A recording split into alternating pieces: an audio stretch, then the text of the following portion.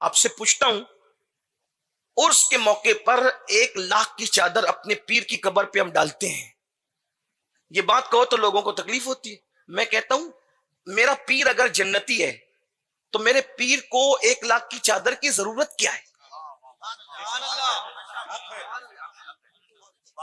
500 روپے کی چادر میں اپنے پیر کے مزار پہ ڈال دوں اور بقیہ جو پیسے بچتے ہیں 99,500 وہ پیسے اپنے ہی مرشد کے ایصال ثواب کے لیے کسی غریب کی شادی پر خرچ نہ کر دوں؟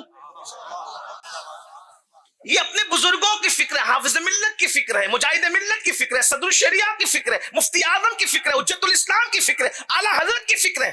فکری اور مذہبی عیاشی سے نکلو اور ترجیحات پر توجہ دو، اور پھر سوچو جب میرا پیر جنتی ہے تو اس کو قبر پر پڑی چادر سے کیا فائدہ؟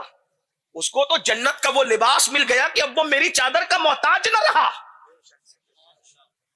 لیکن ہم نے اس کی طرف توجہ کرنے کی بجائے ہم نے نمائشوں کی طرف زیادہ توجہ کی. بلکہ ہمارے علماء کہتے ہیں کہ اگر شرعی عرس دیکھنا ہے تو جاؤ حافظ ملت کی بارگاہ میں جا کے دیکھو، اور جہاں شیرنی چادر گھاگھر بکتی ہے وہاں جاؤ تو کتابیں بکتی ہیں، جا کے دیکھو وہاں پر. یہی فرق ہے علم والوں کے عرس کا اور یہی فرق ہے جاہلوں کے عرس کا. یہ دیکھ لیں آپ، علماء جو عرس کرتے ہیں اس عرس کو جا کے دیکھیں. آپ عرس شرعی دیکھنا ہے تو ماہرہ مطہرہ میں جا کر عرس قاسمی کے موقع پہ دیکھو، جہاں کے سجادگان خود کھڑے ہو کر کے کہتے ہیں. بلکہ حضور رفیق ملت علامہ سید نجیب حیدر صاحب مدظل اللہ العالی فرماتے ہیں کہ پھول خریدنے کی بجائے کتابیں خرید کے لے جاؤ اور اپنے مسجد کے امام کو تحفے میں دو. یہ فرق ہے اہل علم کے عرس کرنے اور جاہلوں کے عرس کرنے میں. آپ کا ہمارا عرس کیا ہے؟ ہم لوگ عرس کرتے ہیں کسی کا تو قوال اور قوالن کا مقابلہ کراتے ہیں، اور بمبئی کے سیٹی، کلکتہ اور دلی کے سیٹی اور یہ بھیونڈی کے سیٹ اور مالیگاؤں کے سیٹ لوگ صرف یہ بتانے کے لیے کہ میں کتنا ولی کا چاہنے والا ہوں قوالن پہ لٹاتا ہے. میں پوچھتا ہوں جس مذہب میں عورت کو بلند آواز سے قرآن پڑھنے کے لیے منع کیا گیا ہے اس مذہب میں عرس کی تقریب میں قوالن کا کیا کام ہے؟ ہم سنی محفل سما کے مخالف کبھی نہیں رہے ہیں، کیونکہ ہم جہاں قادری ہیں وہاں چشتی بھی ہے. اگر کوئی قطب الدین بختیار کاکی رحمت اللہ علیہ کی طرح سما کرتا ہے تو ہم اس کے صرف قائل اور مائل نہیں بلکہ عامل بھی ہیں.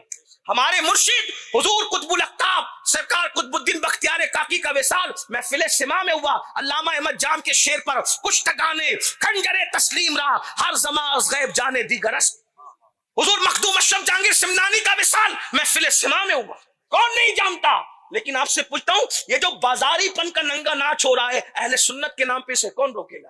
اور اس کا نتیجہ کیا ہے؟ نتیجہ یہ ہے کہ ہماری بچیاں سگنلوں پہ بھیک مانگ رہی، لوجوں میں فروخت. اور ہم کیا کر رہے ہیں جب یہ دیکھتے ہیں نا، خاص طور پہ میں یہ کام یہ پوری دنیا کو جہاں تک اللہ کرے پیغام پہنچے بھیونڈی اور مالیگاؤں کا حال یہ ہے جب کوئی برقع پہن کر کے لڑکی کہیں پکڑاتی ہے تو حالانکہ یہ بھی میں کہتا ہوں کہ ضروری نہیں ہے کہ ہر برقع پہنی ہوئی لڑکی مسلمان ہی ہو، سازشیں بھی چل رہی ہیں سازشیں بھی، لیکن بات بتانے کی ہے. جب پکڑاتی ہے نا تو ہم کیا کرتے ہیں اس کو واٹس ایپ پر عام کرتے ہیں، دیکھو وہ فلاں کی نہیں پکڑائی اور یہ ہوا اور وہ ہوا. ہم نے اس پر اقدام کیا کیا؟ ہم نے کیا قدم اٹھایا؟ جو بات اینڈ کی طرف جاتی تھی پھر بیچ میں بات آ جاتی ہے اس لیے وہ رہ جاتی ہے، تو میں اس کو بات پوری کر لوں کیونکہ ٹائم جو ہوتا تھا وہ پورا ہو گیا. 5 منٹ میں اپنی بات ہو سکے اللہ کرے برکت دے اللہ، ٹائم میں تو پوری کروں. جب آپ کسی غریب کی مدد نہیں کرتے، جب آپ کسی مفلس کی مدد نہیں کرتے، جب آپ کسی حالات کے مارے ہوئے کو کی مدد نہیں کرتے تو اس کے قدم ناجائز طرف اٹھتے ہیں. بہت فخر سے ہم کہا کرتے تھے بہت فخر سے کہ دیکھو خودکشی کرنے والے جاہل ہیں، مسجد کے امام لوگ نہیں ہیں، علماء نہیں ہیں. لیکن لاک ڈاؤن نے ہمارے اس غرور کو خاک میں ملا دیا. لاک ڈاؤن کے بعد علماء اور ائمہ کی بھی یہ حالت ہوئی کہ بعض بے صبرے لوگوں نے بھی جو ہے وہ خودکشی کی، اور یہ وہ داغ لگا ہے کہ شاید اب مرے دم تک ہمارے سینے سے یہ داغ دھل نہیں سکتے. وجہ قوم نے کیا وہ ہے، سب کا خیال کیا، اپنے اماموں کا خیال نہیں کیا. سب کا خیال کیا، قوم کے قائدین جو ائمہ ان کا خیال نہیں کیا. ہم نے جب بھی کسی پیر صاحب سے مصافحہ کیا ان کے ہاتھ میں کچھ نہ کچھ رکھو، اچھی بات ہے، میں کوئی پیر کا مخالف نہیں، میں بھی پیر رکھتا ہوں. لیکن آپ سے پوچھتا ہوں جس پیر سے سال بھر میں ایک بار ملاقات ہوتی ہے اس کے ہاتھ میں تو کچھ رکھتے ہو؟ جو روزانہ 5 مرتبہ آپ کا امام بن کے آپ کے آگے کھڑے رہتا ہے، جمعہ کے دن اس کے ہاتھ میں کتنا رکھتے ہو؟ سبحان اللہ سبحان اللہ. آپ مجھے بتائیں نا. میں آپ کے پیر صاحب کا آپ کو باغی بنانے نہیں آیا، ہمارا مشن ہی نہیں ہے. آپ کے پیر کی جوتیاں، ہر پیر کی جوتیاں ہمارے سر آنکھوں پہ ہے، لیکن امام کو دو کوڑی کا کہتے ہو، اور یار جس نے آپ کو کبھی کچھ سکھایا ہی نہیں ہو، آپ بتائیں نا.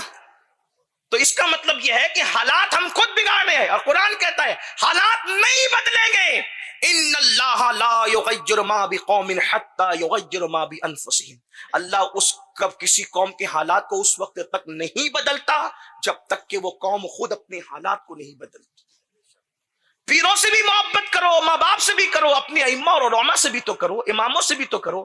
جو آپ کے بیٹے کے کان میں اذان سے لے کر آپ کے باپ کے جنازے تک آپ کے ساتھ کھڑا ہے، اس کا ہم نے کتنا خیال کیا، ان کے بچوں کا کتنا خیال کیا، ان کی ضرورتوں کا کتنا خیال کیا، پاس پڑوس کے غریبوں کا کتنا خیال کیا، مفلسوں کا کتنا خیال کیا.